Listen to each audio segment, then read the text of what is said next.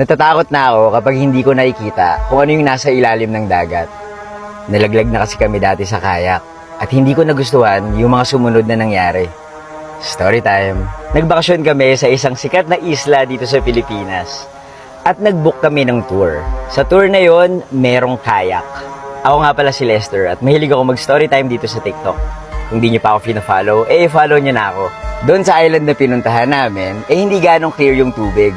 Buti pa dito sa Coron, sobrang linaw at nakikita mo kung ano yung nasa ilalim ng dagat. Masaya sana magkayak Kaya lang, kasama ko yung kaibigan ko. Pangdalawahan kasi yung binigay sa amin.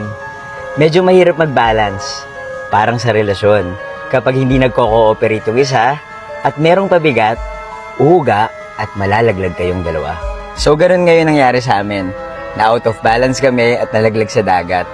Tapos may mga naramdaman kami sa mga paa namin. Nalaglag pala kami sa lugar kung saan madaming sea urchins. Ito yung mga bilog na kulay itim na madaming patusok. Pumapasok sa loob ng balat yung tinik ng sea urchin.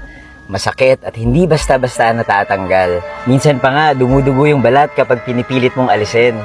Tapos may nagsabi pa sa amin na nakakalason daw to kapag nagtagal sa loob ng katawan ng tao. Ang solusyon na sinabi sa amin, ihi. Tama yung narinig nyo. Ihian daw namin yung mga paa namin para mawala yung mga tinik. So effective ba? Hindi. Sinabihan din kami na lagyan namin ng suka. Pero kumonsulta na kami sa doktor para magpatingin. Natanggal din naman yung iba. Pero merong mga malalaking tinik na kailangan gupitin yung balat, kunin yung sea urchin at tahiin. Kaya kayo, ingat talaga. At alamin nyo kung safe sa sea urchin yung mga linalanguyan nyo.